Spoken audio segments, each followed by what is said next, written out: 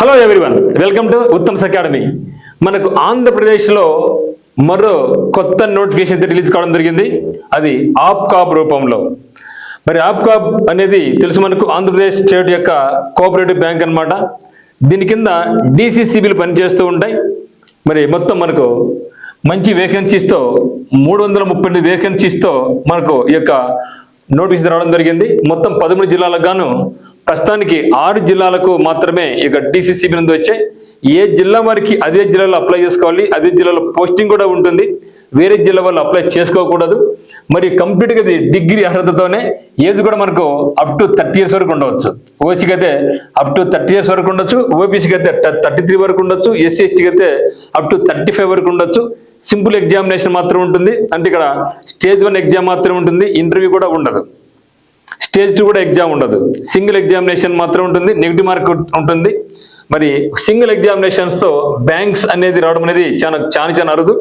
మరి ఆప్కాబ్ నుంచి వచ్చింది కాబట్టి ఈ యొక్క అవకాశాన్ని ప్రతి వాళ్ళు, అంటే ఏ జిల్లాలో అయితే పోస్ట్ ఉన్నాయో దానికి అనుగుణంగా మీరు అప్లై చేసుకోవాలి. మరి కంప్లీట్ డీటెయిల్స్ అన్ని కూడా ఇక్కడ మనం చూస్తే ఆప్కాబ్ అంటే Andhra Pradesh state cooperative bank limited అంటాం దీన్ని. దీని కింద డిసిసిబిలు పనిచేస్తూ ఉంటాయి. అంటే ప్రతి జిల్లాలో కూడా ఒక డిసిసిబి ఉంటుంది. వీ క్యాన్ సే కడప అనుకోండి, కడప డిసిసిబి అని, వైజాగ్ అయితే వైజాగ్ డిసిసిబి అని, ఆ విధంగా పనిచేస్తూ ఉంటాయి. ఈ యొక్క డిసిసిబిలకు హెడ్ ఆప్కాబ్. వీటిపైన మళ్ళీ మనకు నబార్డు కూడా ఉంటుంది. సో నబార్డు అనేది వీటిని పర్యవేక్షిస్తూ ఉంటుంది అనమాట. మరి ఇక్కడ డిసిసిబి అంటే మనకు ఒక డిస్ట్రిక్ట్ సెంట్రల్ కోఆపరేటివ్ బ్యాంక్స్ అంటాం. మరి ఈసారి మనకు విజయనగరం, వైజాగ్, ప్రకాశం, నెల్లూరు, కడప, చిత్తూరు అంటే మొత్తం 13 జిల్లాలకు గాను 6 జిల్లాలకు మాత్రమే మనకు నోటిఫికేషన్స్ రావడం జరిగింది.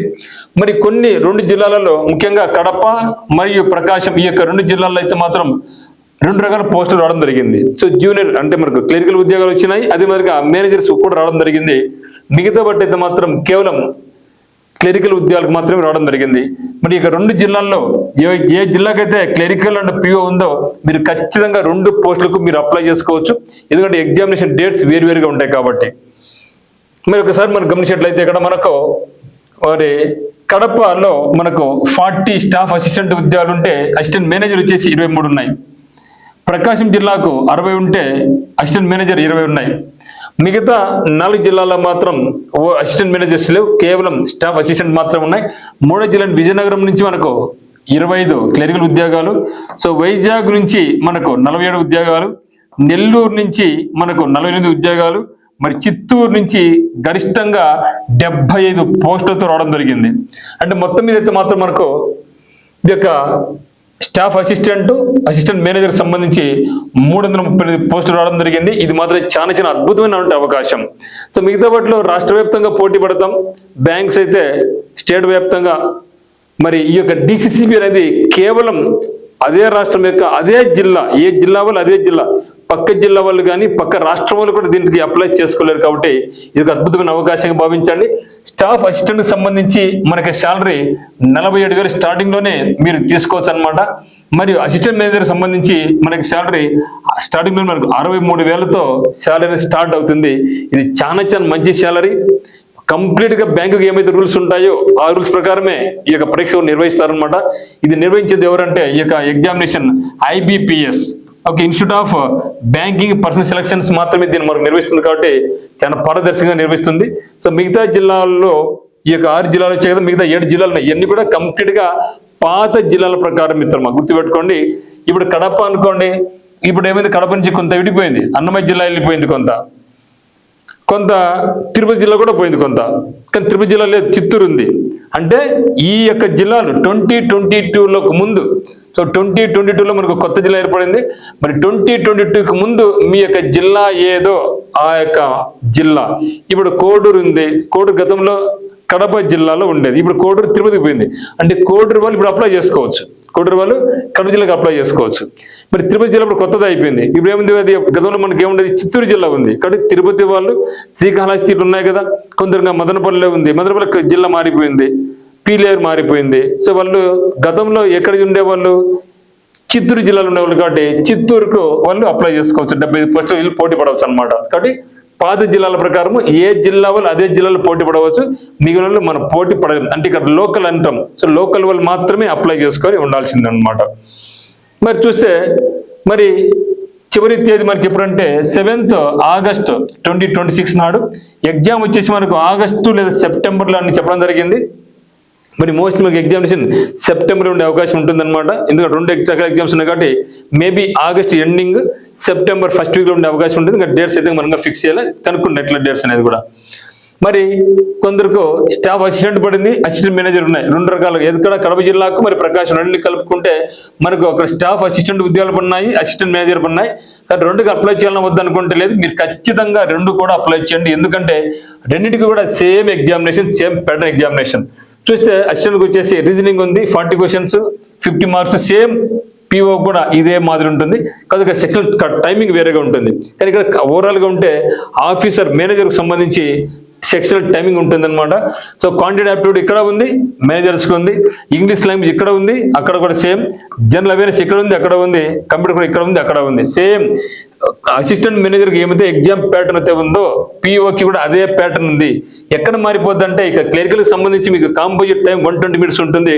కానీ పిఓకి అయితే మాత్రం ఏముందంటే అది కూడా 120 minutes టైమే, కాకపోతే సెక్షన్ టైం డిఫరెంట్గా ఉంటుంది అనమాట. So please remember, no mains examination, no interview also. So negative mark అయితే ఉంది. సో 1/4 నెగిటివ్ మార్క్ మాత్రం ఉంది. స్టాఫ్ అసిస్టెంట్ కైనా దీనికైనా డిగ్రీ పాస్ అయిన ప్రతి ఒక్క అభ్యర్థి అప్లై చేసుకోవచ్చు. మీకు ఏజ్ అనేది 30 వరకు ఉండాలి. అదే పిఓ అయితే మాత్రం ఈ 2 జిల్లాల్లో పిఓ ఎగ్జామ్ కదా, ఈ యొక్క 23కి 20కి అప్లై చేసుకునే వాళ్ళకి అయితే మాత్రం డిగ్రీలో కంపల్సరీగా ఫస్ట్ క్లాస్ ఉండాలి. కామర్స్ స్టూడెంట్ అయితే అట్లీస్ట్ మీకు సెకండ్ క్లాస్ 55% ఉండాలన్నాడు. ఒకవేళ పీజీ ఉంటే అది కూడా అవసరం లేదు. మిగతా ఈ యొక్క పోస్ట్ అన్నింటికి కూడా జస్ట్ డిగ్రీ పాస్ అయి ఉంటే మనం అప్లై చేసుకోవచ్చు అనమాట. ఓకేనా. సో దీనికి సంబంధించి బాండ్ అది 2 lakhs ఉంటుంది. జాబ్ వస్తే బాండ్ 2 lakhs ఉంటుంది. దాని గురించి మీరు వర్తించాల్సిన అవసరమే లేదు. ఓకేనా. ఎగ్జామినేషన్ ఫీజు అయితే ఎస్సీ ఎస్టీ పీడబ్ల్యూబీడీ ఎక్సర్వీస్ మనకి 590 ఉంటుంది. మిగతా వాళ్ళకి అందరికీ 826 ఉంటుంది. మరి ఉత్తమ్స్ అకాడమీలో మీకు ఈ కోర్స్ సంబంధించినటువంటి కోర్స్ అనేది మనకు ఉత్తమ్స్ అకాడమీలో లాంచ్ చేయడం జరిగింది. ఒకవేళ మీకు ఆఫ్లైన్ కోచింగ్ కావాలనుకుంటే మీరు టర్నింగ్ పాయింట్ కోచింగ్ సెంటర్ కడపకు రావచ్చు. మరి లైవ్ మెంటర్షిప్ ప్రోగ్రామ్ తొందరగా స్టార్ట్ చేయబోతున్నాం. దీని కాస్ట్ 3,999 అనమాట. రికార్డ్ వీడియోస్ అయితే 1,999, టెస్ట్ సిరీస్ అయితే 3,999 రూపీస్ ఉంటుంది. ఈ యొక్క కోర్స్ మీకు DCCBకే కాకుండా తొందరగా రాబడేటువంటి State Bank of India clerical అయితేనేమి, IBS క్లరికల్, రూరల్ బ్యాంక్స్కి అయితేనేమి, ఇన్సూరెన్స్ సెక్టర్ అన్ని రకాలకు ఇది మనకు పనికొస్తుంది అనమాట. ఓకే. ఆఫ్లైన్ బ్యాచ్ కూడా మన దగ్గర, ఆఫ్లైన్ బ్యాచ్ వచ్చేసి 22,000 రూపీస్తో మనకు ఉంటుంది అనమాట.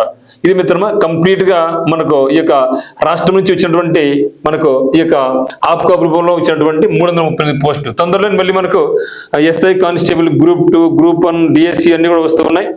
మరియు ఈ యొక్క హైకోర్టు నుంచి కూడా జాబ్స్ రాబోతున్నాయి. కాబట్టి ప్రిపరేషన్ అయితే మొదలు పెట్టండి. ఇది మాత్రం ఎవరికైతే అవకాశం ఉందో దీని మాత్రం వదిలిపెట్టదు. ముఖ్యంగా బ్యాంక్ ఆస్పిరెంట్స్, బ్యాంకులో జాబ్ కావాలనుకునే వాళ్ళు, ప్రిపరేషన్ చేసే వాళ్ళు మాత్రం దీన్ని అస్సలు వదిలిపెట్టదండి.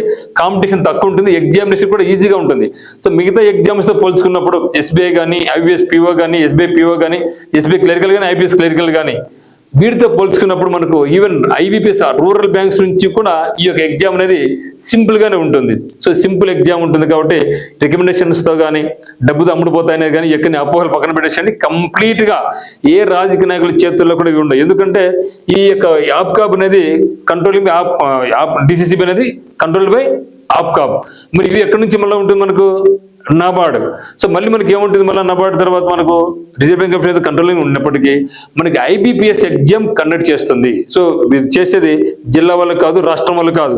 So exam completely conducted by IBPS. దాన్ని బట్టి మనం అర్థం చేసుకోవచ్చు. సో ఎగ్జామ్ అనేది పారదర్శకంగా జరుగుతుంది. ఇంటర్వ్యూస్ లేవు, రికమెండేషన్ పైకి రావు. సో ఇది మాత్రమా మిత్రమా. సో ఏమైనా అప్డేట్స్ ఉంటే నేను మీకు అందిస్తాను. మనకి ఛానల్ను సబ్స్క్రైబ్ చేసుకోండి. సో మీకు ఏ డౌట్స్ ఉన్నా సరే మనకి నెంబర్ 8688080802కి అయితే మీరు ఎప్పుడైనా సరే కాల్ చేయండి, మెసేజ్ అయినా పెట్టండి. So thank you for watching. But don't forget to apply this. Thank you.